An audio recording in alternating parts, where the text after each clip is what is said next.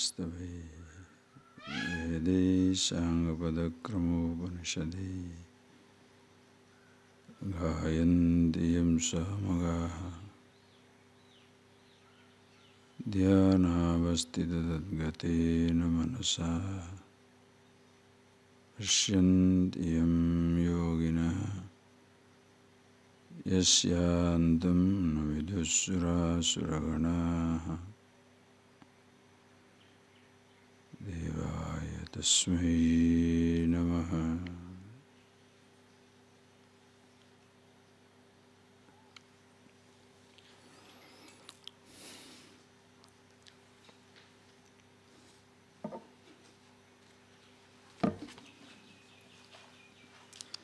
Esa te vihita sankhe buddhir yoge tumam shrunum buddhya yukto yaya partha karma bandham prahasyasi Esha te vihita sankhe buddhir yoge tumam shrunum buddhya yukto yaya partha karma bandham prahasyasi.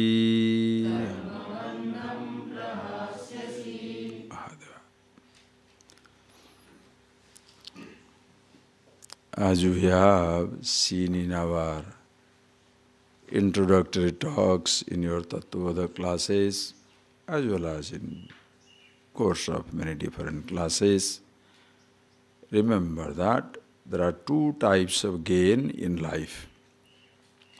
One is apraptasya prapti, to gain something which is not yet gained. Then praptasya prapti, to gain something which is already gained. In human life, these are the two types of gains. Apraptasya prapti, to gain something which is not yet gained in life. That is how billions of people are struggling in life to get things that are not yet gained. I am not yet young, I want to be young. Not yet educated, I want to be educated. Not got a job, I want to get a job. Not yet married, want to get married. I don't have children, I want to have children. Don't have a business, I want to have business. Like that. All human struggles, they point out only one direction. To gain something which is yet to be gained. That is how realizing your dreams. Education means teaching people to dream and also striving to realize that dream, achieve that goal. Call it goal setting, achieving, dream, realizing. Comes down to very simple thing. To gain something which is not yet gained in time. Apraptasya prapti. Are you getting that? Apraptasya prapti. And the inevitable angle of that is, consequence of that is, if it is something which is not yet gained in time, if it is something which is gained in time, inevitably it will be lost in time. Apraptasya prapti. If it is gained in time, it will be lost in time. That comes along with it. It comes in a package. If you did not have a thing in life, you shall not have it always. Either you will drop out from the race or the things will drop out. Either way it will lose. Anything that is gained in time will be lost in time. When people are setting goals, weaving their dreams, this reality is not part of that dream. Nobody teaches them that when you are dreaming, chances are there might be a nightmare. When you are achieving or fixing a goal, setting a goal, chances are you may not reach it. Nobody tells that. Everybody is enthusiastic about traveling to a destination. Oh, let's go to Mahabalipuram, let's go to Puri, let's go to Kanyakumari, let's go to Ooty, let's go to Australia, let's go to South America. But nobody takes into account in the process you may be hijacked, there may be swine flu, there may be traffic, disruption. If you think in those terms of the possibility of certain disruptions, everybody shall say you are a negative thinker. Why? Let us not talk about that. Let us talk about life. Let us not talk about death. As though dying is not part of living.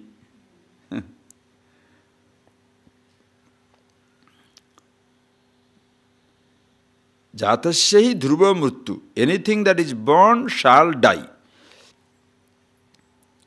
Anything that is created in time shall be lost in time. Anything that is gained in time shall be lost in time. Mumukshu is one who recognizes, I want to gain that happiness, we should never be subject to loss. If I want happiness which is never subject to loss, it should not be created. Why?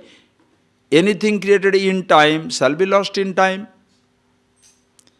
If I want happiness which should not be lost in time, logically it should not be created in time. If it should not be created in time, it should be already existing. If it is already existing, I cannot do anything to produce it. Why? In the very attempt to produce it, I deny its existence. Are you getting that point, please? If I am the happiness, if I want the happiness which is never subject to loss, it should not be created. If it should not be created, already existing. If it is already existing, I cannot do anything to produce it. Like the key in your hand, you are looking for the key. Like that, okay? Like a key in your hand, you are looking for the key. The mala in your neck, you are looking for the mala. Think. With the mala on your neck, the beads on your neck, you are looking for the bead.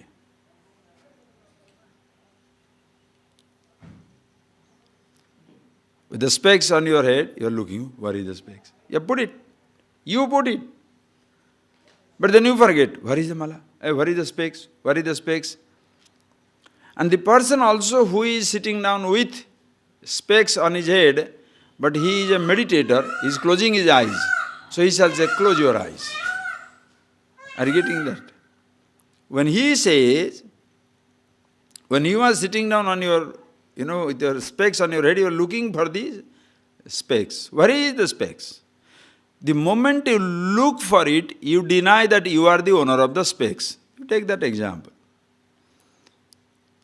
And the person, instead of telling me, I am the owner of the specs, now he has got a practice.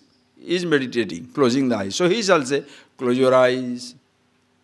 Where is my specs? Close your eyes. But more unconnected you are, more mystical you are. More mysterious you are. Because unconnected, you see. Where is my specs? Close your eyes. Oh. Breathe sometimes. Read scriptures about the glory of the spectacles. The producer's glory, the maker's glory, the creator's glory. I want my specs. I want my specs. Where is my key? But ask yourself a question before you criticize the teacher or the religion or scripture or anybody. Do you know what you want? If you know what you want in life, you shall not be taken for a ride by anybody. Because I don't lose sight of the search. I want my key. You say, close my eyes. He said, yes, I will do that. But where is my key? Or else you shall lose sight of your search in the practice. Understand? You lose sight of the very search in the practice itself.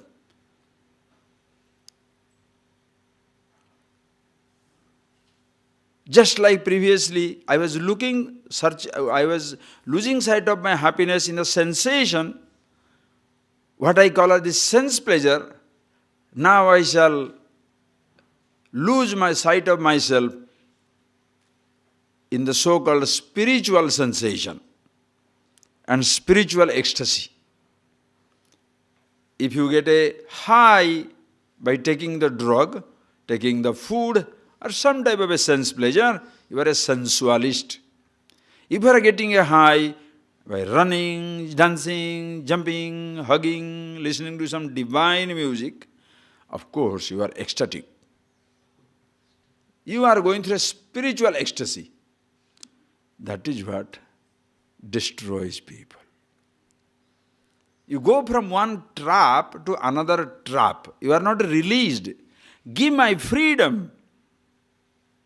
You are asking, give my freedom.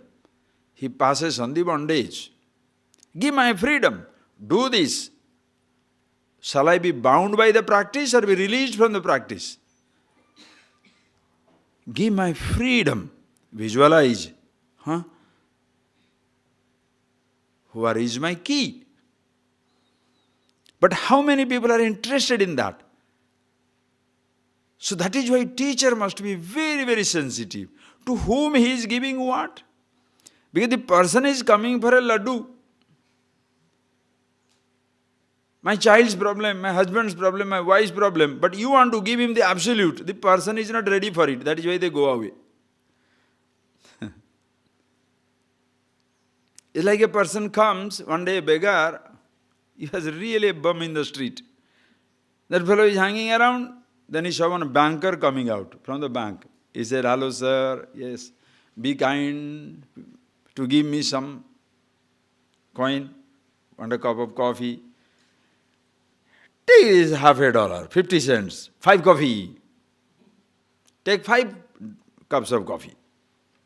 The person takes it. The next day, same time, when the banker is coming down, the person comes up. And of course there is a smile of recognition.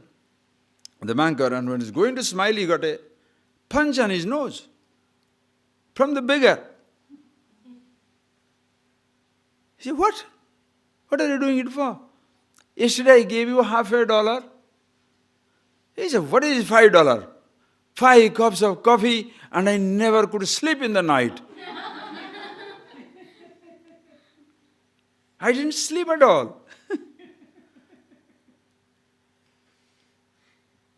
I came to know what will happen if I get married or not married, if I get a job or don't get a job. And you tell me I am the happiness, my whole excitement in life is gone.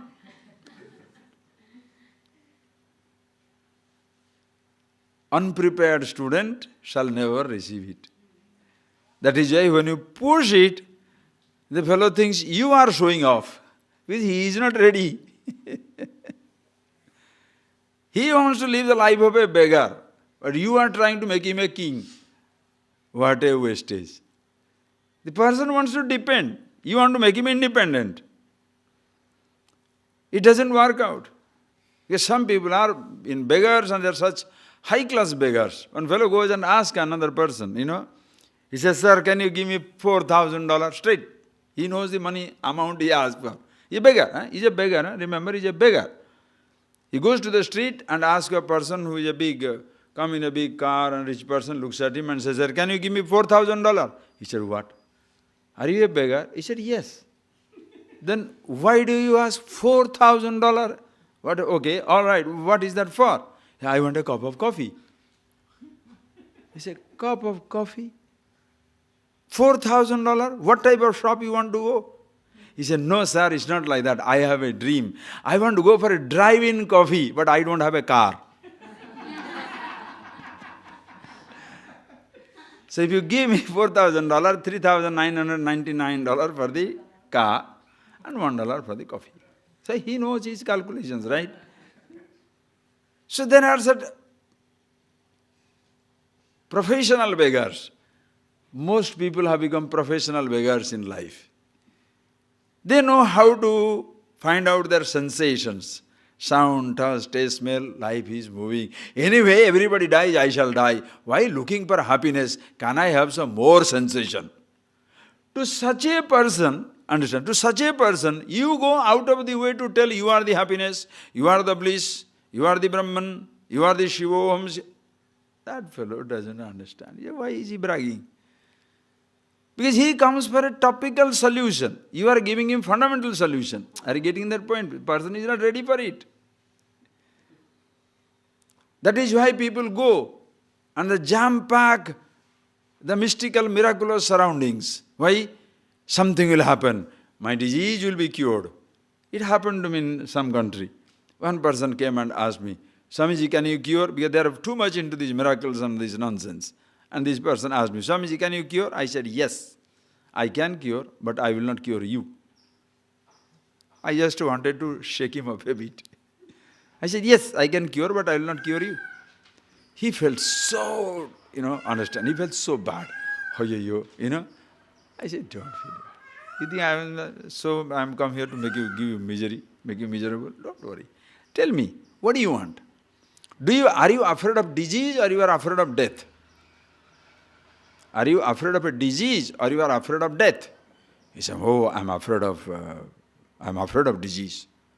I said, what? See, that much of understanding people don't have. Are you afraid of disease or afraid of death? He said, I'm afraid of disease. I said, think. Suppose you have got cold. Will you be afraid? No. Why? Because you don't kill. Right. If you have cancer, you are afraid. Yes. Why? It will kill me. So are you afraid of disease or death?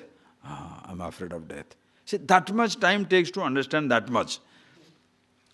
So I said, if you can get away the fear of death itself, disease will not make any difference. Because at one time or other you have to die. Nobody is going to die of good health. Anybody is dying of good health? There is no such thing. One day you have to die. So I can take away the fear of death itself. Are you interested? Person doesn't understand.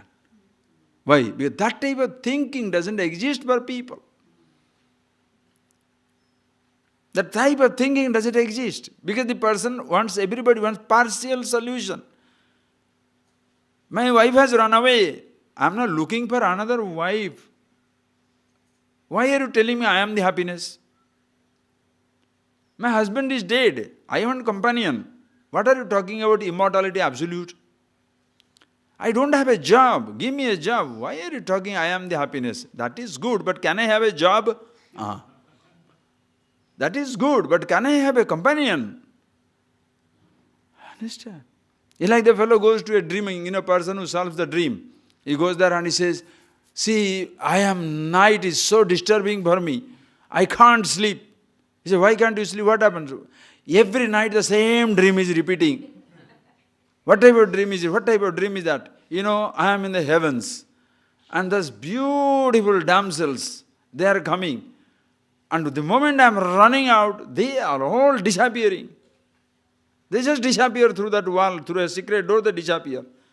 I said, all right. So what do you want? You want me to stop the dream? He said, no, give me the key to that door. He doesn't want the dream to end. He wants a key to the door.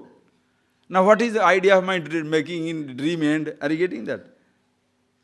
Please think.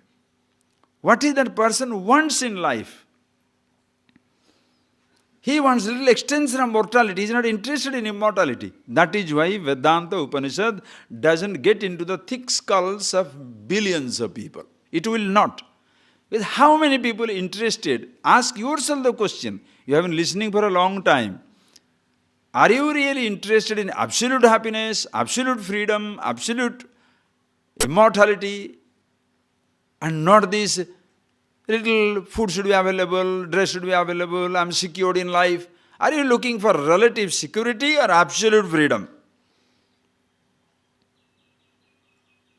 Outside there is no friend for me, so when I come to ashram I have got some friends. Wonderful. I didn't have a job, so here at least I am getting free food. Wonderful. I couldn't have done anything there, at least here I am doing something, simply sitting. You understand? No. Ask yourself the question, very, very important. What do you want? If you want absolute happiness, we should never subject to law, should not be created, already existing. If it is already existing, I cannot do anything about it, just like the key in the hand. It is in my hand, but I am looking for it.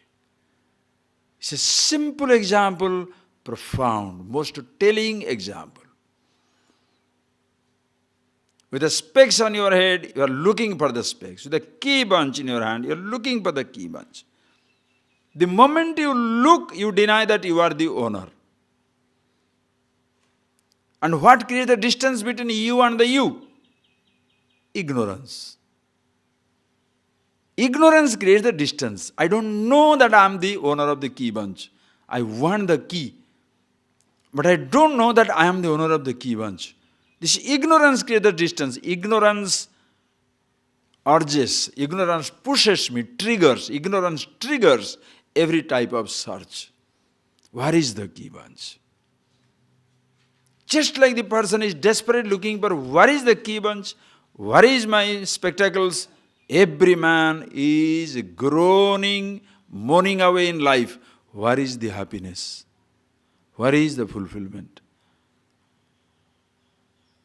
You are looking for happiness everywhere.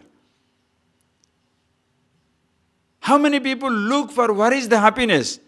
Because first half or quarter of your life goes in looking for happiness someplace where you equate.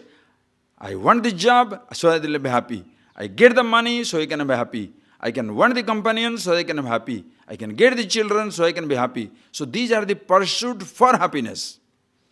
Pursuits for happiness have become more dazzling and glamorous than the happiness itself. Pursuits of happiness. Are you getting that point, please? Pursuits of happiness, very dazzling. I want to be a millionaire, I want to be an engineer, I want to be a doctor, I want to be this, I want to be that. Good, nothing wrong. When you appreciate yourself, you are the happiness, then you do it yuddhaya ujjasva. For the sake of being engineer, be an engineer. For the sake of being a doctor, be a doctor. For the sake of being a millionaire, be a millionaire. For the sake of being a father, be a father. But if you say, by being this I shall be happy, that becomes pursuit of happiness. Understand? And it shall be always elusive. You shall never ever reach it. Because you are looking for happiness in a wrong place. In fact, the moment you look for it, you deny that you are the owner of it. The moment the person is looking for the key bunch, he denies that he is the owner of the key bunch. Long before your search is translated at the level of your body, physical action, the search is triggered in your mind. Where is the key? Then only the leg will go somewhere. Where is the key? The eyes will look somewhere. Where is the key? The ears are looking for suggestion. The struggle begins inside. Where is the happiness? Struggle begins inside. Then the body looks for places. Why? Whatever the mind decides. Where? Money, wealth, friendship, all these things you have seen, friends. Please observe. And in the process also, please see in the process, while looking for happiness, I am looking for happiness, I have looked for it in what? In sensation of every kind. In sound, touch, taste, smell, not consciously. As a child, I picked up the different types of food. Lovely sense. Oh, I love ice cream, I love sweet, I love mango, I love this, I love that. Huh? I love this music, I love that particular song, that particular voice, that particular instrument, this touch, I love this touch, I like my mommy only, I like my papa only, I like this one, this touch, this bed, this pillow, that pillow.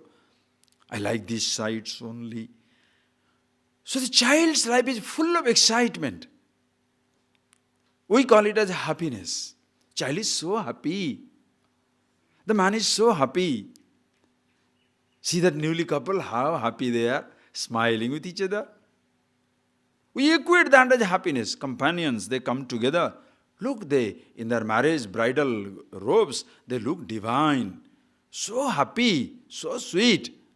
That is normal man's language of happiness.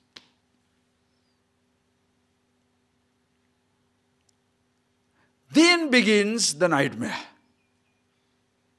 Job goes. Love fades away. Deception begins. Friends become foes. You are shaken.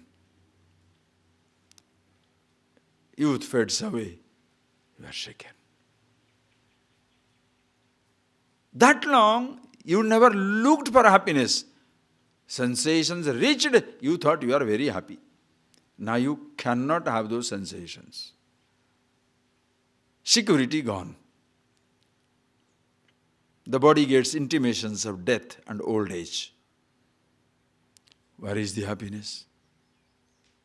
When you are looking for that happiness, the moment you look for it consciously, suppose you look for the happiness, the moment you look for it, you deny that you are the owner of it.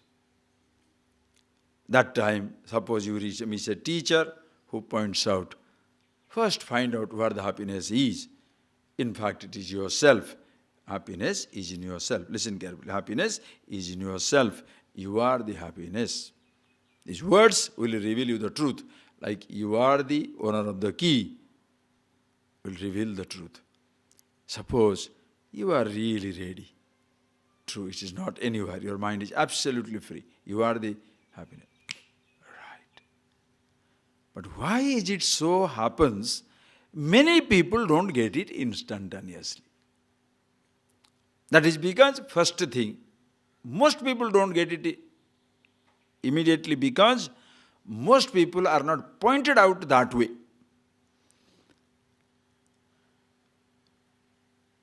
So-called teaching or the so-called search for the happiness in the name of the secular religious language is almost to forget the struggle.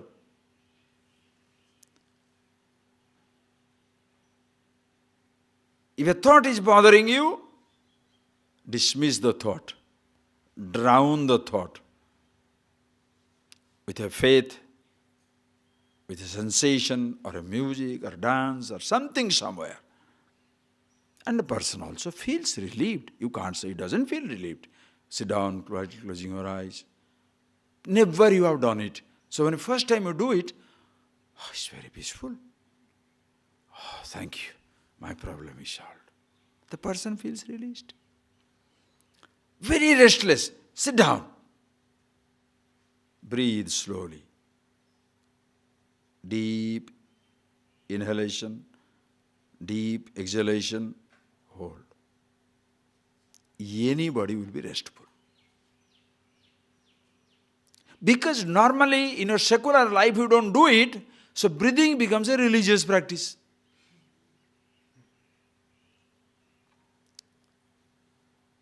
Suppose the person comes and tells you, you watch a movie, you'll be happy. What shall I say? Enough of it, I have seen. Eat some food, nice food. Enough of it. Rather, now they should give you denial. No garlic, no onion, no meat, no fish. Then you feel you have sacrificed something. So there is a sense of holiness returns to you. And also sense of pride and confidence. I don't eat all these things now. Now I am past master in passing on guilt to everybody. Whoever eats onion, unholy. Whoever eats garlic, untouchable. By chance the fellow eats some meat or fish, he is damned. He will never, there is no chance. One fellow was walking on the street, rich man, coming home. One beggar coming there. He says, "Sir, can I..." He helped him to pick up a package from the vehicle. Then this man was kind. He wanted to give him some money. Instead of money, he said, "Say, what do you want?"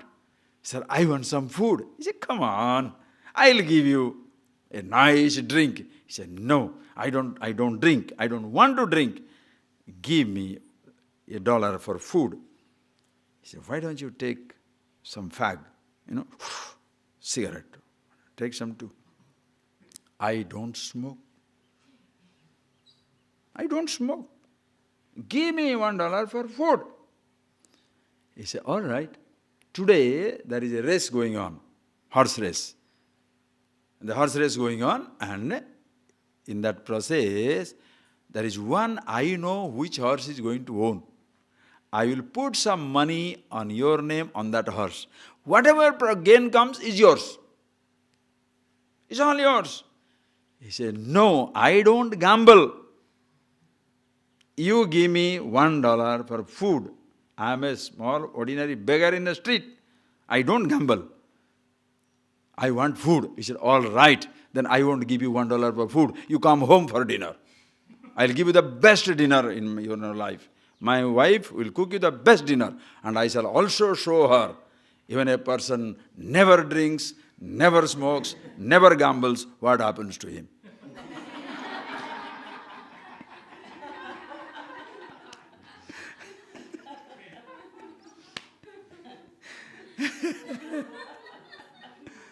Okay. Anyway, so most people are die-hard gamblers.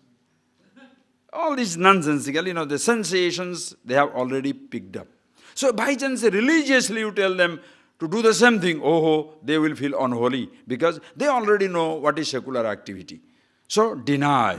When they're in a denial mode, they feel very religious. Absolutely, very holy.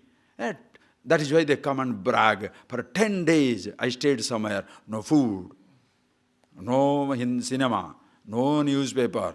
I just looked at my nose.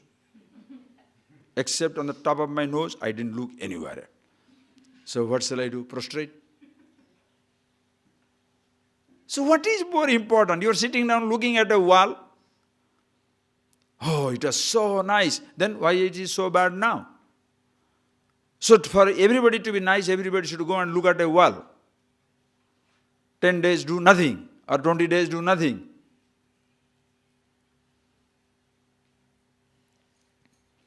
Now the person who is sitting looking at 10 days to a wall, person who is breathing heavily, the person who is denying himself, they will gang up against the person who says knowledge.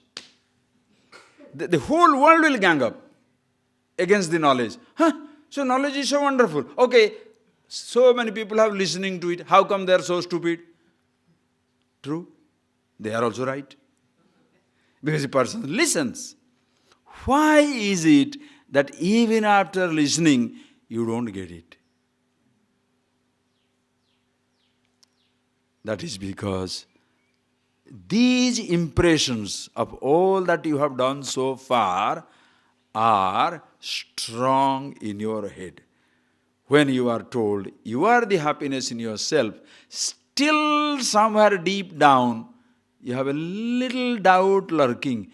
Maybe had I got my car or my woman or my food or my powerful position, maybe I would not have to come to the ashram and study these things. Deep down somewhere, a thought is killing you.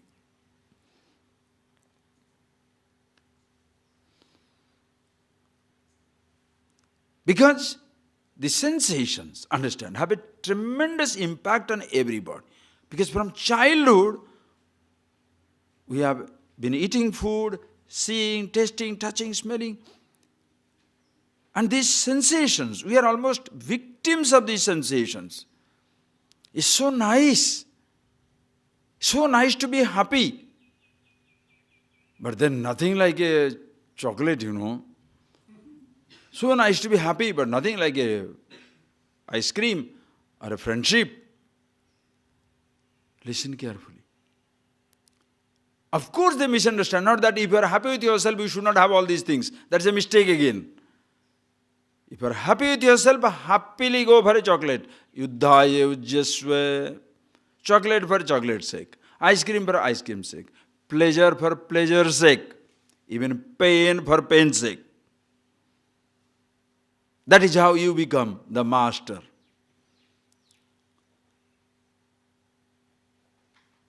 But long before you are like that, these thoughts are heavily hitting. So, when a person is said, hey, logically I understand.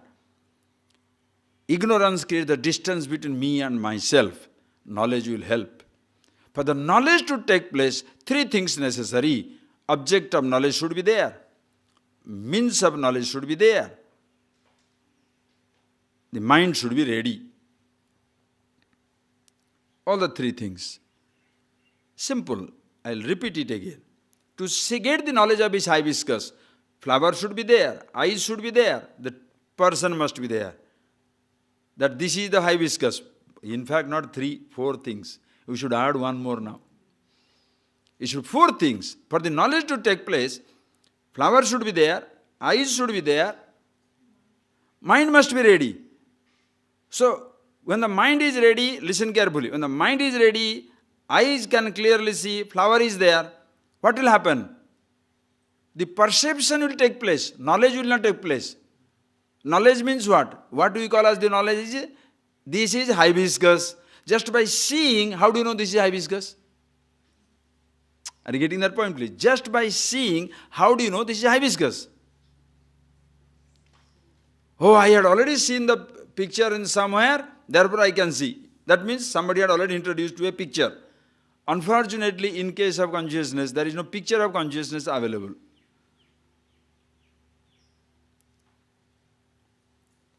Somebody should point out, this is the hibiscus. Exactly that, simple. In the self-knowledge, the self, the subject, is always available, consciousness. The mind must be ready of the student, mumukshu. The sense, then the means of knowledge, not the five sense organs at your disposal, but sabda, words is the pramanam, the teacher reveals. When the teacher reveals the truth, that first the teacher must know. Sabda is the pramana. The teacher must know. If the teacher knows, arrests your mind and points out, you are the happiness.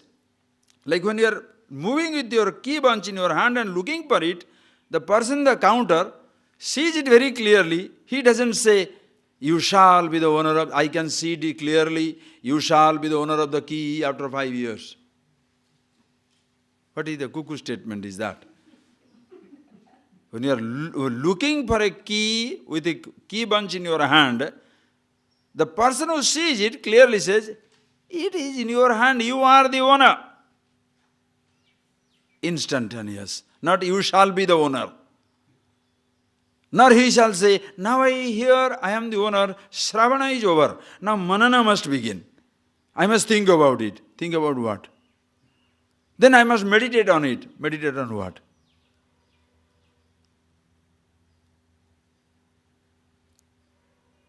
When you are ready. And the teacher says, you are the happiness, not this body. Long before that, body, mind, sense organs, everything is explained. That is why study. When you are ready for it, when that comes, the teacher, after dismissing, negating everything, neti neti, when you are with yourself, that point reaches, he says, you are that. These words reveal the truth. Doesn't produce the truth. Lucky. If it produces anything created in time, will be lost in time.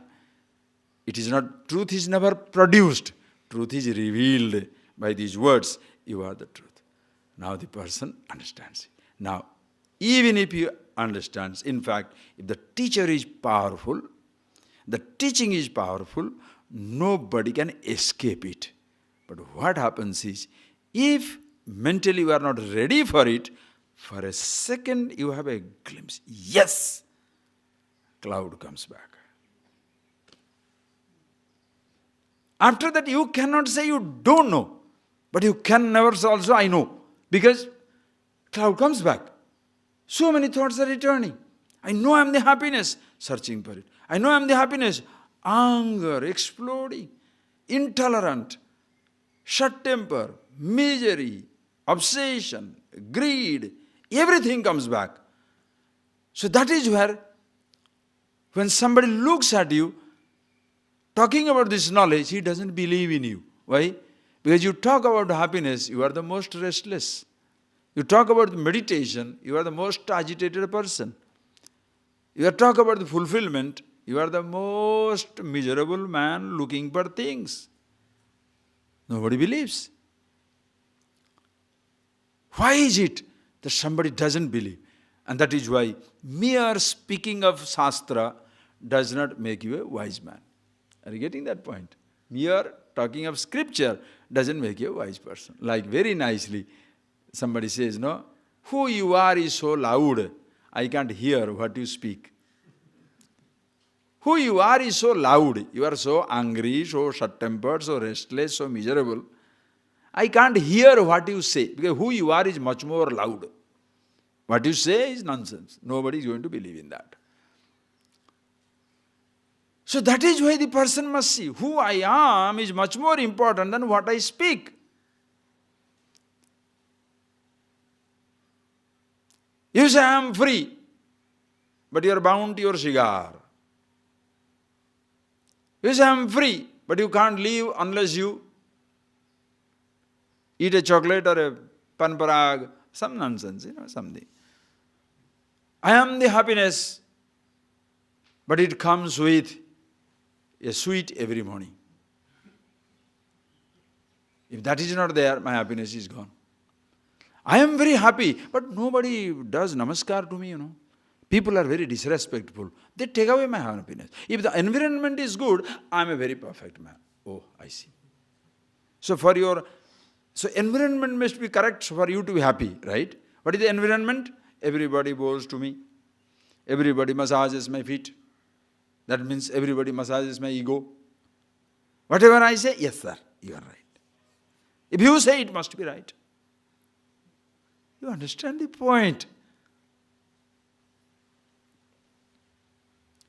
Happiness unconditional. Then why is it so difficult? That is why, please understand, arrogance comes. That is why the person, suppose, you shall see, a man who does little chanting, singing, little devoted type, bhakti, little devotion type, usually because he is devoted to God, humble devotee. That's what he pretends to be, not humble. Devotees are not humble. That's a wrong statement. Devotees are the proudest lot. Do you know why?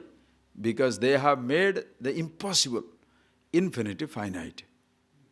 God, which is all pervasive, if they can imprison him into one form and say, this is the God, do you think they are powerless or powerful? The most powerful, because they have reduced infinity to finite. Oh, yo. Are they humble? Think of it. And then, I am the exclusive worshipper. Because if you have a God in that form, and that is the only one which you know, others, they don't know. So everybody is useless. In Vedanta, you can't say that. In the Upanishads knowledge, you can't say, I am the only self, Shivoham, everybody else is Shava, dead body. I am the Shiva. Everybody Shiva Shiva. Whether you like it or not. Everybody is same, absolute. You can't say that. Suppose somebody is doing certain practices. Just because he is ignorant, listen carefully, just because he is ignorant of himself, if he is sensitive, his ignorance of himself will automatically make him kind, make him humble, make him available.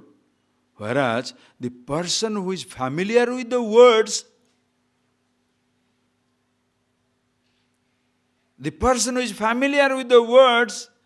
and thinks he knows, he becomes very arrogant. That is why in the fields of Vedanta Upanishad, you shall come across arrogant individuals. Learning goes into the head. I know. He knows the words. He doesn't know himself. He's a Shastri, not a Jnani. The subtle difference also the person doesn't see it. Why? Because it's just like in our life. Do you know Abdul Kalam? Oh yeah, I know.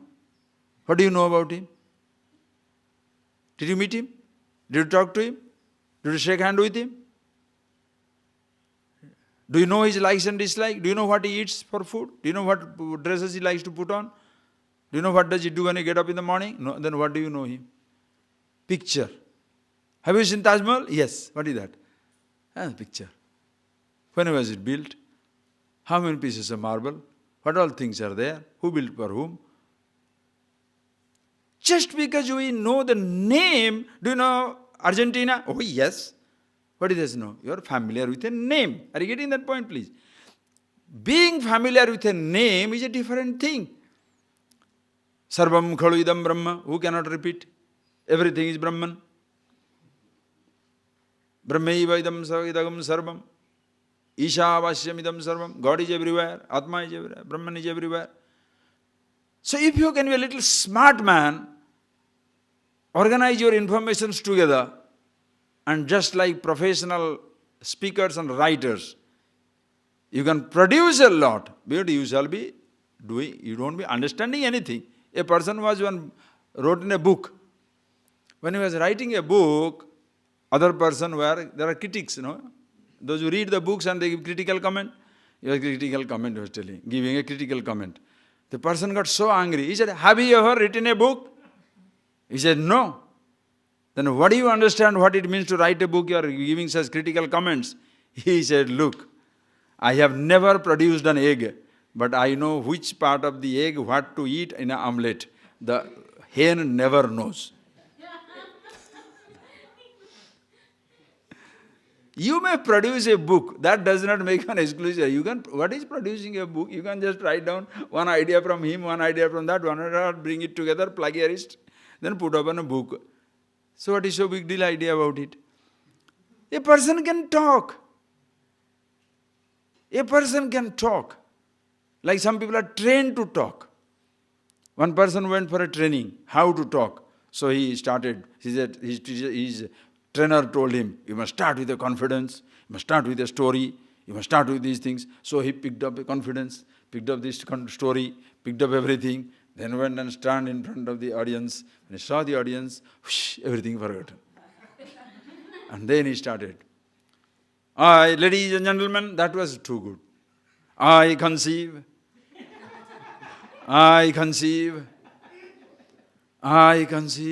Third word doesn't come to his head. Poor thing had to come out. So the next speaker came back. He was never prepared. He intelligent fellow knows what it is. He got up and says, my predecessor conceived thrice, produced nothing. Let me talk. Anyway, he talks. So this is training. So Vedanta training means what? You must know how to speak. You must know Brahman, Atman, other than three bodies, other than three avasthas, Hey, which monkey can't repeat it? Who cannot repeat? You can put an tape recorder and also sit down.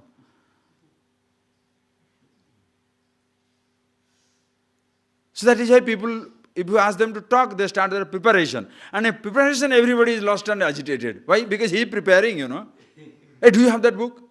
Can I have your note? Can I have this? Well, now already the whole world is agitated. Why? Because I have to speak. Just think. It happens sometimes, Have you tried? Have you done it? In my batch, there was a boy like that. The day he is supposed to speak, the whole ashram will know he is speaking. He shall collect a story book from somebody, joke book from somebody, joke from... How long you are going to start? In our time, 10 minutes talk. In 10 minutes, how many languages, how many stories you can talk?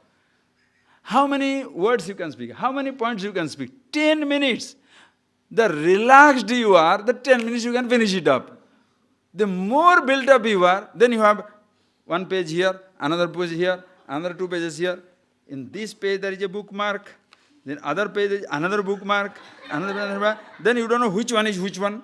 Then you start again. Then you start again. Oh, I'm sorry. Now, sorry, 10 minutes gone. That's not speech. It's like before you start your picnic, there is a heavy problem. You wanted to have a picnic for what? To have some happy time. The fellow never comes in time. And he comes without leaving his water bottle and asks everybody's water bottle. What happened to your camera? I forgot the battery. What type of person? You are supposed to bring the battery and hold the camera. You brought the battery, it's not the camera. You brought the camera, not the battery. How nice. So by the time you are ready for the picnic, it is a battlefield. Understand? Familiar with the words.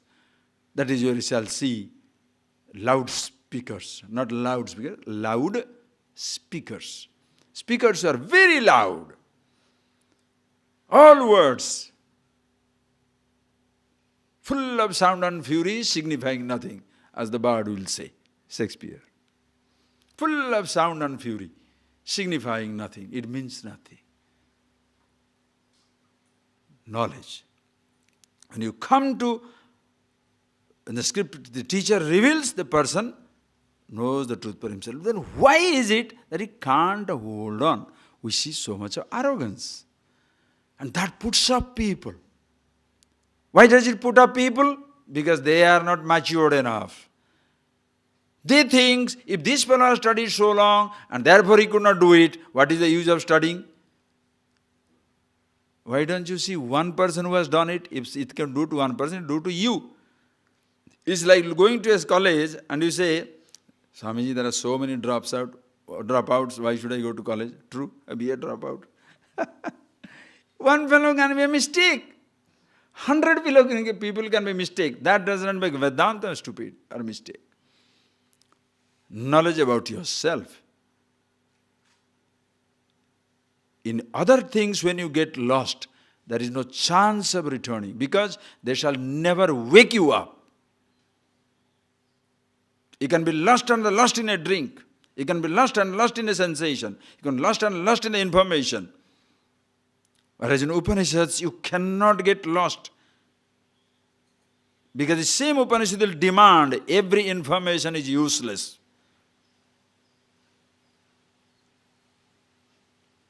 Every thought is redundant. It withdraws itself. The Guru himself will say, Na Gurur naiva sishyaha chidananda rupa shivoham shivoham. Therefore, look at yourself. When you study, when you think, do you own? Very difficult. Why is it so? Then what shall I do? Okay, you need the preparation of the mind. For preparation of mind, there are a million ways. To know yourself, there is only one way. Understand? So when you say all the paths lead to the same goal, if the goal is preparation of the mind, all the paths lead to the same goal. If the goal is absolute yourself, there are not many paths. Why? There is no distance between you and yourself. So where is the path? Are you getting that point? I am here downhill. I have to go to the mountain top. How many ways to go? Million ways. Why? Because there is a distance between there and here. I don't have the key. My key is in the kitchen. I am here. How many ways I can reach with my key? Hundreds of ways. Hey, can you get it? Or you can run for it. You can crawl for it. You can decide for 10 days to go and get it. Or you can make a, relay race. Get my key, get my key, get my key. The key will come. Hundreds of ways. There are so many ways you can do that. The key is in your hand. How many ways to get it?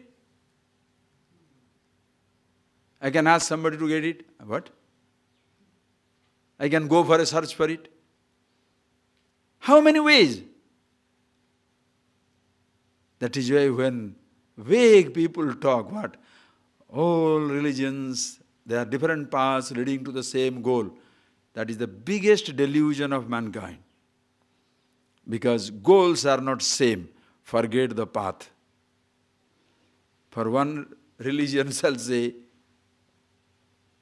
revelation, freedom after death. Before death also not many people talk about it. While living you can be free, that choice is not given to many. While living in this body, Jivan Mukti, living liberated, how many people give this concept?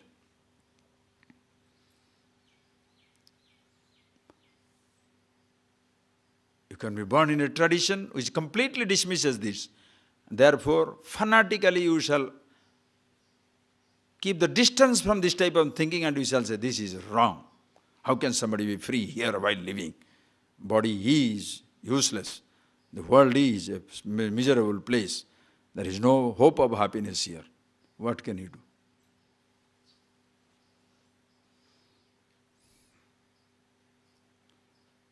And when they say, suppose the happiness is here and now, it is on yourself, that you shall know it here and now, and you can't do anything about it, that many will not agree again. Why? Because their business will collapse.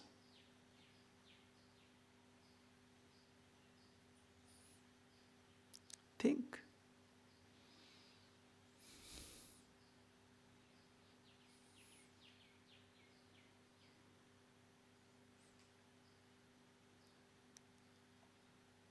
What do you do? How many people are ready for it?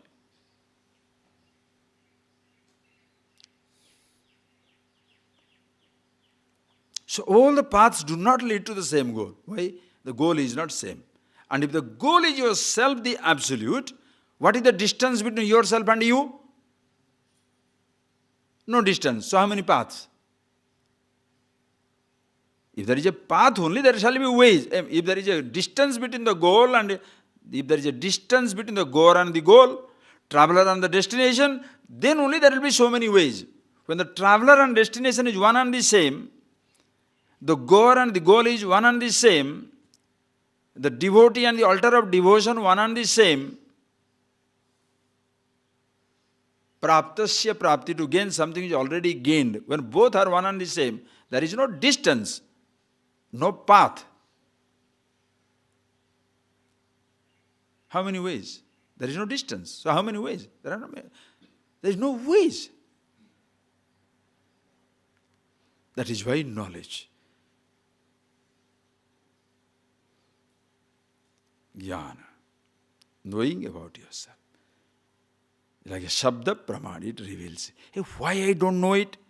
Because so many impressions of this life, past life, so many impressions are there in your mind, which prevents you from getting the knowledge of yourself. If the teacher is right, listen carefully, the teacher is right, words are proper, truth is always there. If the knowledge does not take place, your mind is to be prepared. If your mind is good, truth is there. The teacher goofs up. Oh, that is most dangerous proposition. Because millions will be affected by it. If the student is not ready, if the teacher is okay, truth being already there, if the student is not ready, the student who is not ready will not receive. But those who are ready will receive. But if the teacher is goofy, all the students are finished. Prepared, unprepared, everybody is gone. Because everybody will be waiting. Or it's a momentary, one flashes up, certain flashes up experiences. That was the person who will be treasuring it throughout their life. You get hooked into another type of sensation.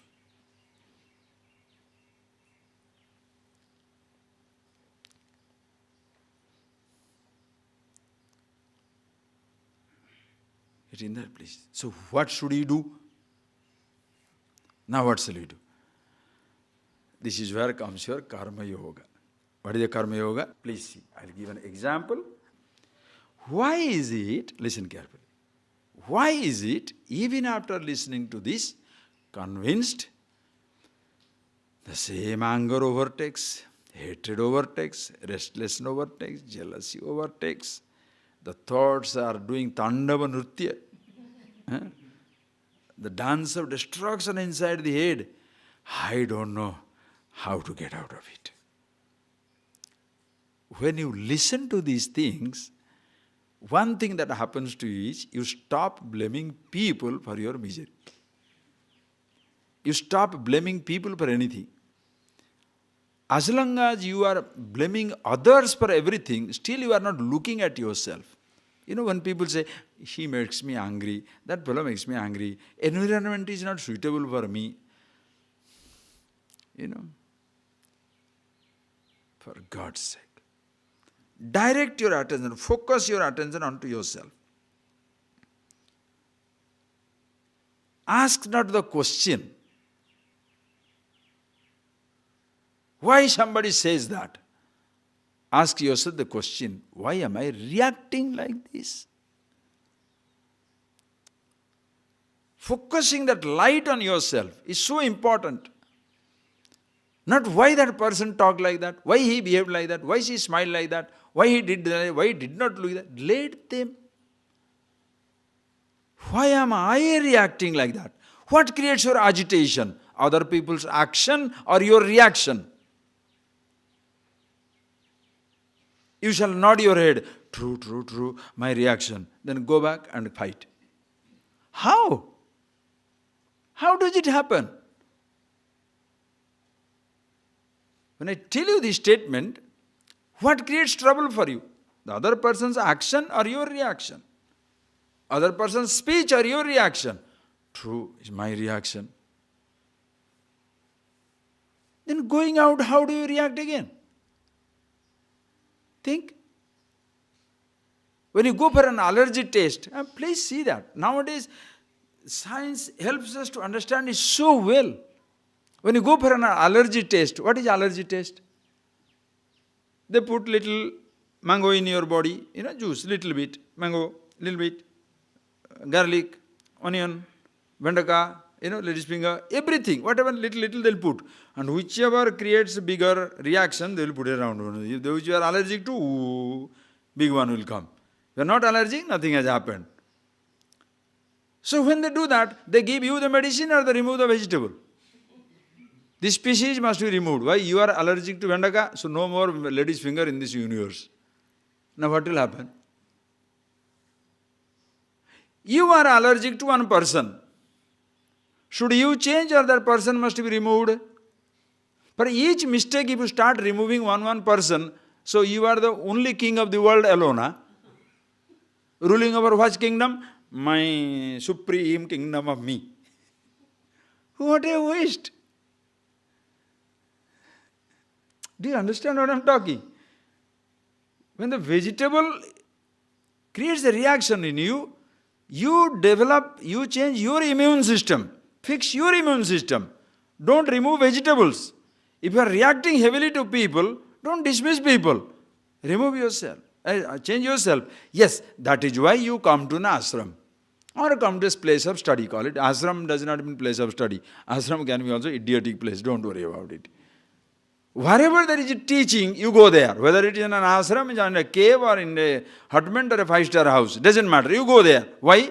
Because when you come away, you have created an environment where you don't have to unnecessarily expose yourself to situations where you usually react. So get away from everybody, from the known world. Your father, your mother, your husband, your wife, your job, your people, whomsoever you are continuously reacting to, get away from them. Are you getting that? So that does not trigger any emotion. Now we are in a totally new place. In a totally new place, you can see the dance of your thought. Even after I coming here, that fellow told me something, that doesn't go away. The thought follows. You know. You know what is really bothering you. Not the person, but the thought of the person. I am not looking at cigarette, but look at the... I really don't understand this obsession because in my life I didn't have obsession. Why people still say cigarette? Very difficult to understand because for me just like, it's a thought. What nonsense. It's not that you don't understand. Suppose I love sweet. Sweet. But can you do it for its own sake? Sweet for its sweet sake. Not that if it's not there, oh, the whole world must be churned for sweet. Think. So when this thought comes, this is where you are overtaken by thought. That is, the person will not believe that I am the happiness itself. So he shall struggle with those habits. How do I get out of it? Buddhir yoge tu imam srunu. When you are ready, Sankhya, you are the truth. Finished. Not ready, okay, you are still not hopeless case. Carry your thoughts. Why? Because you have to come with your thoughts. Can you leave your package and come? Swamiji, don't worry. I not only left my house, my car, my village, my problem, my parents and children, memories also I left and come. So I have an empty head, you tell me I am the Brahman. You cannot. You can leave your job, you can leave your house, you can leave your friends, you can leave your wife, your children, your everything you can leave solitary, you come alone, you come. But you shall come with a huge luggage of memories. Very intimate and your own. And that is why I say, love your memories. If you hate it, you are in trouble everywhere. And how do you love your memories? When you know yourself, love yourself. But even long before that, you can say, if I love myself, I love my memories. But unless I love my memories, I can't know myself. What shall I do? Start loving your memories. Karma Yoga. How do I love your memories? Listen carefully. How to love your memories? Take one mischievous memory. Are you getting that? Take one mischievous memory. Just one. For a sample, you choose. Manageable one. Deliberately I say manageable one. Because once you try the manageable one, you can do bigger thing. No, suppose you want to be, your goal is to go to British Channel, you want to go to swim British Channel. Will you jump straight to British Channel? Have you crossed this local canal? Local canal, 20 feet. Have you crossed it? Never. But I am planning for British Channel. Everybody will smile. An idiot. But this local canal he has not crossed.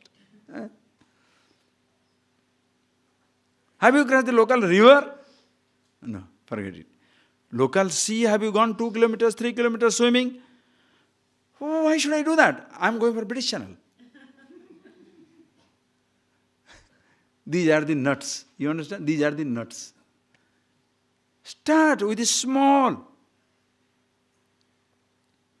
Swami, cannot get rid of my anger. Cannot get off. Very, very difficult to get my anger. All right. Can you handle your love? Which you think is a good emotion? That also is a trouble. Start with a manageable one. Start with a manageable emotion. Don't start jumping into bigger things.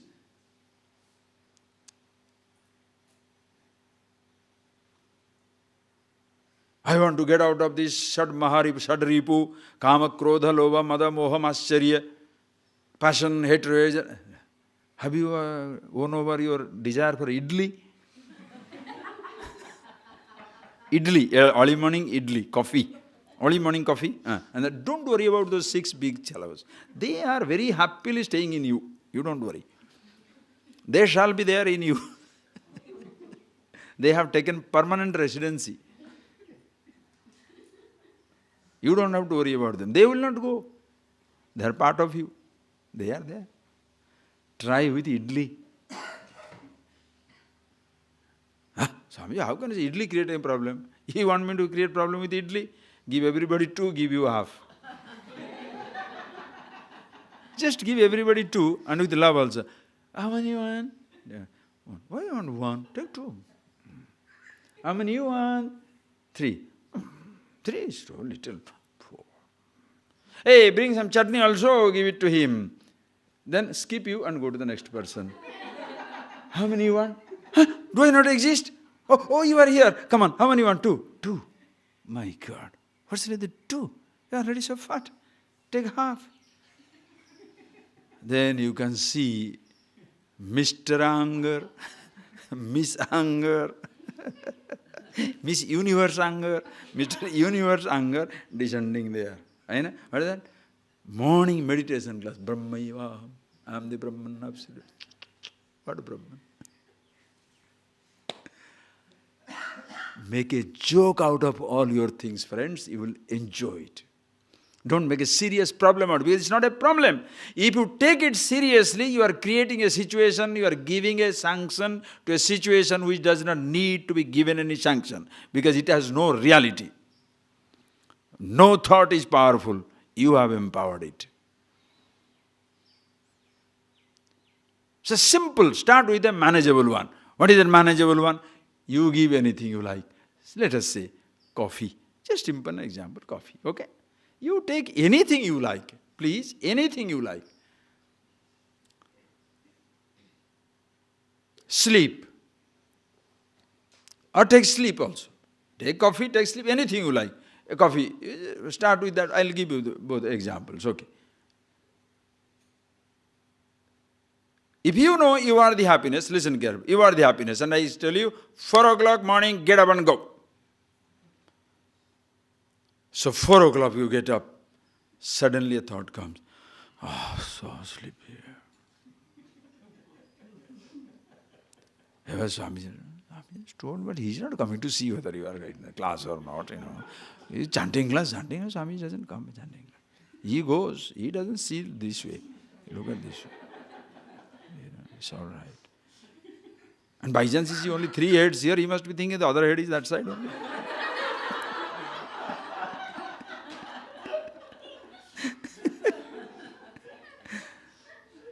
Okay, so you sleep. Thought comes up and you go to sleep.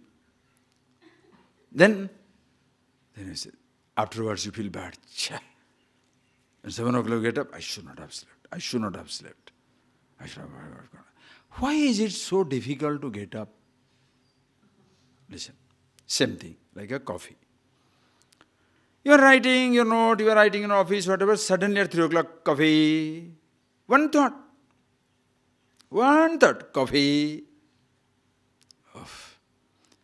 Okay, you are in a mood to write. All right, coffee, later on, just after, coffee. Your mind tells you, your mind dictates coffee. 3 o'clock. Half an hour, finish the top and go, no, coffee. Who is pushing you? Your mother-in-law. Your brother. Oh, no, devil, right? Pushing the coffee, because he has nothing else to do, only push coffee in your hand, mind, coffee, okay? Now comes up coffee. Now what happens? Then suppose you say, I am the happiness, I am the absolute. You know what happens? Your mind will say, keep your happiness with yourself, coffee. Because you are not strong. It's beginning stages, that is why, Karma Yoga, you'll see. Coffee, what happiness? Coffee. You don't know what to do now. Then you start doubting your knowledge. If I am happiness, how can coffee disturbing me? That one you should tell or I should tell? That question, you should answer or I should answer? If I am the happiness, how come I am going for coffee? Who should answer it? It's like, if I am a rich man, why am I purchasing only cheap vegetables? Who should answer? Should you, the outsider, will answer? I think you must be miser. No, I am not miser. Then you don't know about vegetables. Then I don't know vegetables. Then you must be knowing. Because you have the capacity and you are not purchasing. I am stupid. Now you know it. If I am the happiness, Swamiji, if I am the happiness, why am I going crazy for the coffee? You should answer. What is the answer? Your answer is, your question is theoretical. If I am happiness, how the I can go for the coffee? That means I am not the happiness. I don't know that I am the happiness. If I am the happiness, therefore I look for. Are you getting that point? In your question, the answer is inherent. If I am happiness, that means you are still not sure you are the happiness. Since your being happiness is a theoretical question, the reality of the coffee takes over the theoretical I. Are you getting that? The reality of the coffee drinker overtakes the theoretical I Brahman. The realistic situation takes over the theoretical situation. Like the Pandits going in the road. And then somebody, they are going near the forest, then somebody tells him, hey, don't go through that forest. Why? Vyagra. Vyagra. So what is this Vyagra? So there's a fellow say, hey, what is Vyagra? Oh, Vyagra. Vyagra is tiger. Visheshena ajigratiti Vyagra. That which smells you very intimately.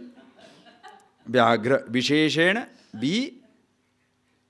Visheshena ajigratiti Vyagra.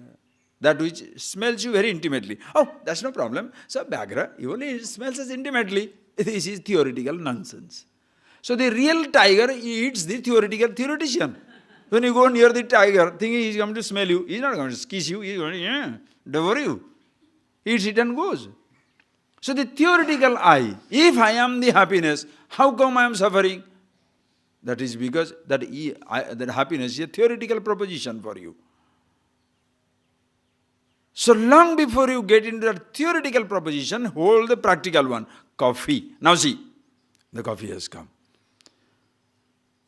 Previously, listen carefully, previously you are drinking the same coffee, action. It's a karma. And that karma binds you. Karmana badhyate jantu. Everybody gets tied down by karma, action. Everybody. Whatever you do, whatever you repeat, that will hold you tight. Whatever you repeat. By repeating something only, you have developed a habit, right or wrong? How do you develop a habit? How do you develop any habit? Can you say, I never smoke cigarette, but I don't know why I crave for cigarette? What? What type of thing is that? Can you say? Swamiji, I have never tasted mushroom in my life, but I crave for mushroom. What? Why are you laughing? Because you know it's a silly question, right? So if you have developed a habit, what does it mean? You have repeated it. Unless you repeat, how can you develop a habit? And why did you repeat it? To get more and more pain. Does anybody repeat something to get more and more pain? Because it gives me pleasure. So I repeat the pleasant feeling. I repeat. Anything that gives you pleasure, repeat. Nice sweet, repeat. Nice idli sambar, repeat. What do you want breakfast? Idli sambar. Without thinking. What do you like for the lunch? Palak paneer. When you go to the restaurant, what do you order? Whatever comes to your head. What comes to your head? Whatever you like. Even there are better things, you will not try to experiment with it. Why? That is the best thing. Okay, you want the better thing, you bring. But this one also, security. Palak paneer should be there. Other things, you want some Manchurian, Korean, or Argentinian. All those new dishes you can bring. But bring the palak paneer first. Why? Habit. Listen carefully. So you repeat. Why do you repeat it? Happiness. Therefore, in your mind now is a strong impression. The thought has come. Anybody born with a chewing pan, especially from North India. South India, you don't see that much. Bottle in mouth, puffing in cigarette and coming? No. Repeat. Repeat. Now that has pulled in your head. That's a strong thought. Karmana vadhyate jantu. You do it, you did your action. For what? Looking for happiness, you repeated. Are you getting that principle? Looking for happiness, you did an action and you repeated that action. You repeated it. Okay, you repeated that action. Now, suddenly you discover, for my happiness, I don't have to do anything. What is the cause of your happiness? No cause. Why are you happy? I am the happiness. Ha, that's the truth. Oh boy. But your thoughts are product of your action, and the thoughts are there and pushing you. Coffee. As I told you, two sensations, food and sex. Later on we shall see all that more elaborately. Just take this much a little bit. Because as books also should be finished, I shall give you the introduction and finish to the verses. We shall see. Any sensation which gives you little comfort, repeat, repeat, so it stays in your head. Thought comes back. And when the thought comes back, it came because of the karma. And that is bandha, it's a bondage. How do I get out of it? The same karma you do with your buddhi, changed attitude, buddhi yoga. The karma becomes a karma yoga when your attitude changes. What is the attitude now? Attitude is, I am happy with myself. Listen carefully. I am happy with myself, but I am stuck on this thought. Now, when I am expressing my thought, it is not to be happy. Listen carefully. When I am expressing my thought in action, like before, I will repeat the action, but my happiness now no more depends upon the sensation or the result of the action, but I see clearly when I express my thought into action, the thought goes away, I am with myself. This is the magic wand. Are you getting that point, please? This is the magic wand. Without this awareness, that is why conscious action makes you liberated. Without this awareness, if you repeat the same action, it becomes more binding. That is why Karma Yoga means scrubbing the floor. Karma Yoga means washing somebody's plate. Karma Yoga means looking after the garden. Karma Yoga means massaging my foot. Karma Yoga means singing, dancing, chanting, whatever. Ashram activity na Karma Yoga. Home activity is different. Do you understand the situation? So when you lose yourself in the activities, you forget the problem. What is that? Where is my key? Remember that example. Huh? But where is the key? Oh, mow the lawn. Guru will take care. He knows. Right on time, he will touch you. Don't worry. Then the key will come through your brain. What? You understand the pathetic cases. If that is why in study, when you understand these things, no karma is bad. Because that is your problem. Therefore it must be dealt with. Don't say, don't do it again. No, you can do it. Two ways you can do. Listen carefully. Two ways you can do. It's fantastic. Buddhi Yoga, that's why Buddhi Yoga. Two ways. One is, can you deal with it at the thought level itself? Then action will not be needed. That's why Buddhi Yoga. You would start facing your thought. Thought comes up, coffee. You are now taking the other side. I am the one drinking coffee. The other one is, I am the happiness. Now there are two fellows in you. The habitual I and the one which you have understood now. The two things. As the two thoughts are there. Now this habitual coffee fellow wants to overtake the I, which is happiness. Now you have a conversation between the two. How can this thought be more powerful, coffee? Then I knows. What is that? Agama payinaha anitya. That is why comes here yukti. You take into account your experience and your yukti, your logic. And your anubhav. Shruti, yukti, anubhav. All the three things you taken into account. Logically, now you are questioning yourself. When this thought comes up, you say, Agama apayina anitya. It comes, it goes. A thought comes, a thought goes. It was not, it will not be. Ignore the thought. You are asserting yourself.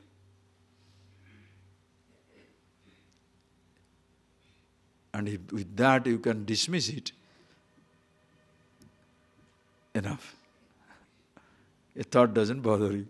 Thought level itself is fired, Are you getting that? When it is, a missile is coming towards you, you have got an anti-ICBM, and the sky itself is destroyed. What's the problem? The sky itself is destroyed.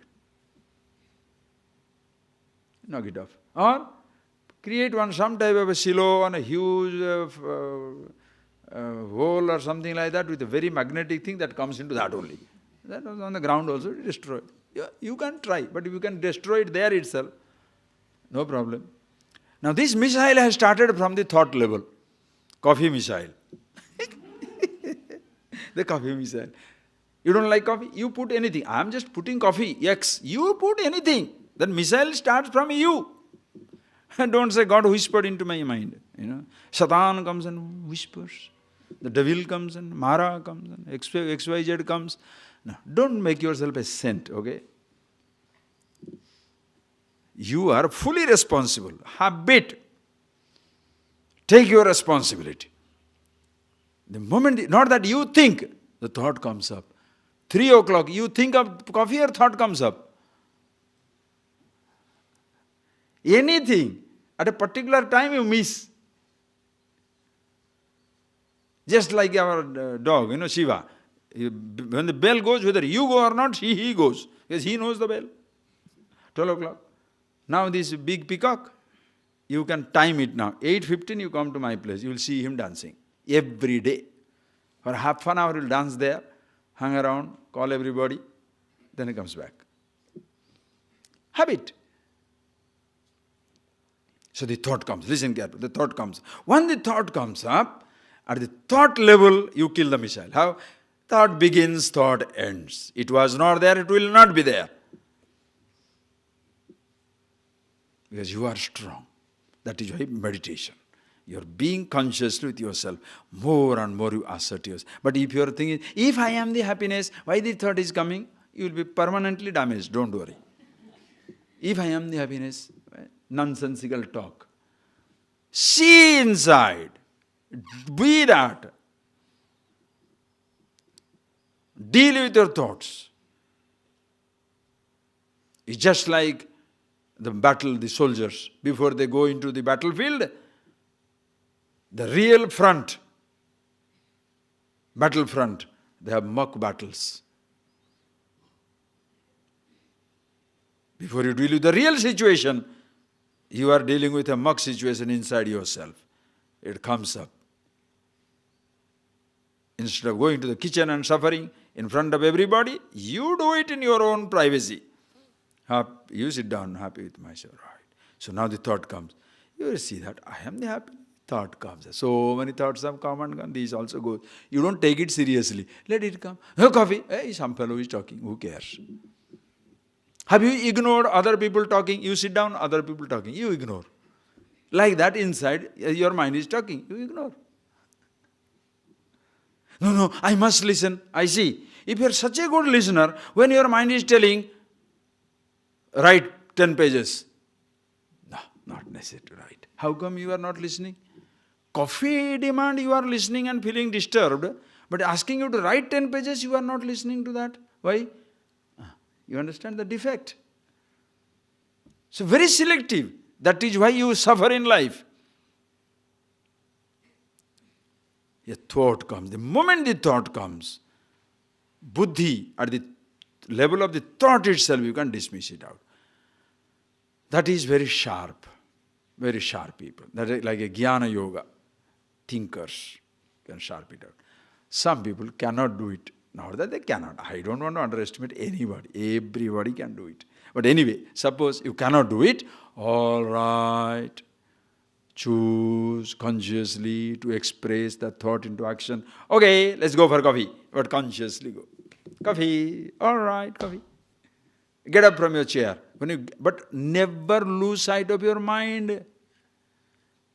Get up from the chair and see what is happening to your mind. Coffee thought will go. Then sit down. What is sit down? Coffee. Can you play with your mind? Understand?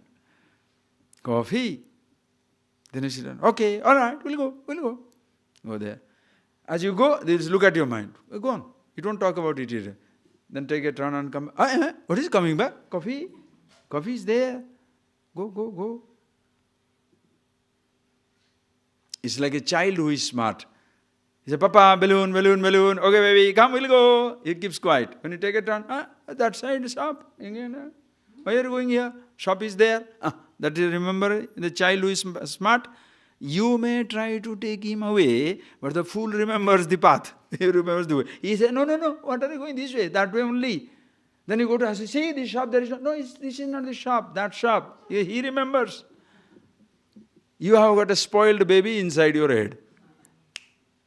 Can you deal with your mind like your baby? You can have fun of your life. I'm not telling you a joke. That is why a person who is doing this is not interested in, I must watch a movie, I must have this one, I must have that one. Hey, how much fun you can have yourself. Absolute happiness. Therefore, no time for anything, anybody. The fellow tells something, ignore, man. Some nonsense happening, it's all right. Why? How long can you get messed up with the ignorant people? Let them talk whatever they want to do. Let them do whatever they want to do. What can I do? So the moment you take a turn, coffee, no, okay, go there. And you go there, stand. Very happy. Then you say, where is the relief? Just by moving, I am feeling relieved. All in myself.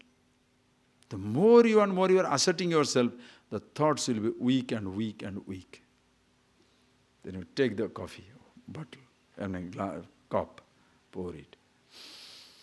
I have never taken coffee in my life, don't worry. I'm just dramatizing. You take that coffee, then where is the happiness? Keep it there. Your mind will be so much bitten. No, have that coffee. It will beg now. All right, we'll see. Don't tease too much. First day, no? Okay. Nice. Thank you. Beautiful. Nice. Okay, take one more. All right. Where is the happiness? The more and more you see that, the karma of coffee becomes a yoga, a meditation. And which karma can be a yoga? Every karma. Which karma can be worship? Every karma. Same thing if you want to do in the name of God, it will be bhakti. We'll see when that comes. In the name of God. Simple to start with bhakti. When you say bhakti means what? With sheer intelligence you can grasp it, handle it, or you can say, be a devotee. God, why this thought? I don't want it. You are giving it. Suppose you are a believer. If you are a believer only, if you are a non-believer, you can't handle that way. If you are a believer, God, please, why are you? This thought comes. I am not responsible. You are responsible. You take care. Devotion, that also works. You pass on the buck, God. Some people can't think in terms of God, they think of Guru. My Guru will stand by. Suppose you are a person like that, depends on the person. God will take care. Bhakti. Okay, he has given the thought, let it suffer. What can I do? I can't afford, so let it go. It will go away. After some time it will go. The same karma, mindlessly done, karma. The same karma, when it is right attitude it is done, it becomes yoga. So what is karma yoga? Karma or attitude? Karma yoga is an attitude, not action. Buddhi, that's what Buddhi yoga. Same thing, you can call it as the Buddhi yoga or bhakti. And eshat evi buddhi yoga iti mam shrunu. Eya buddhya yuktah. Being with which attitude? Karma bandham prahasyasi. Hey Arjuna, you shall get out of the hold of every action, all the karma. No karma will be a problem anymore. No thought will be a problem, no karma will be a problem. You have counteracted every thought, every action, happy with yourself. Therefore, to prepare your mind, you do karma yoga. How many ways? Which one you want to deal with? Suppose my body, yoga. Conscious yoga. Now I want my sense organs, some other practice. About sound, another practice, laya yoga, sound yoga, darshan yoga, sparsha yoga, laya yoga, kriya yoga. How many yoga? Bhakti yoga. How many? As many as you want. Tantra also. You want to fix your thought? How many ways? Everyone. So which one is bad? Nothing is redundant. Swamiji, I am doing yoga for a long time, nothing has happened. Don't worry, nothing has happened. You have got some type of a, concentration, some type of sincerity. You can sit down in Mayurasana for half an hour, no? Yes, don't worry, we'll use it. Swamiji, I never did an asana. I am a dancer. I am a belly dancer. In Egyptian, belly dancer. Don't worry, nobody can make their belly like that. You can do. Tremendous concentration. Direct that to yourself. Oh, I was a butcher. Nobody can kill like you. I was a chess player. Oh boy. Anything can be converted to meditation. That is why. Is there a hopeless case in Vedanta? There is no hopeless case. Why? Because you are the hope. You are the hope, you are the liberation, you are the freedom. So how can there be a hopeless case when you are the hope? So everything can be dealt with karma yoga. Eshato, now shrunu. Hey Arjuna, listen. What? Wait for next 15 years. What can I do? So which one is good or bad? Oh, Swamiji, you are very critical. Am I now critical? So sweet, no? Everything is okay. But don't forget, where is my key? Most important, because these little tricks, what are you doing? Oh, I am now preparing my karma yoga. I am doing my karma yoga now. I am getting rid of my coffee vasana. All this vasana stuff will come later on. We'll see that. I am getting rid of my coffee. I am preparing. No continuous preparation only. You enjoy life. Be yourself. Everything. And with the right attitude. What shall I do? Whatever you are doing, do. But with a changed attitude. If you are lying, you shall stop lying. If you are a fanatic, you will stop being a fanatic. Whatever is your relief, you know it was a habit. Your obsession will drop just like that. Because you are consciously doing it. Consciously do something, you will see the beauty of it. It's unstoppable, friends. But you must see that. Consciously watch a movie, you will drop out of it. Drop out of the fear of a movie. Consciously watch. Even the pali, ayayo pali. Don't worry, pali, ayayo pali. Go and consciously touch it. Go, sit down. You are not going to die. By sitting down near a pali, anybody died? Anybody died by sitting down by side of a lizard? No, let him there. Sit down. Go, take your hand. Oh, so nice. That is how it will be. So nice. Anything.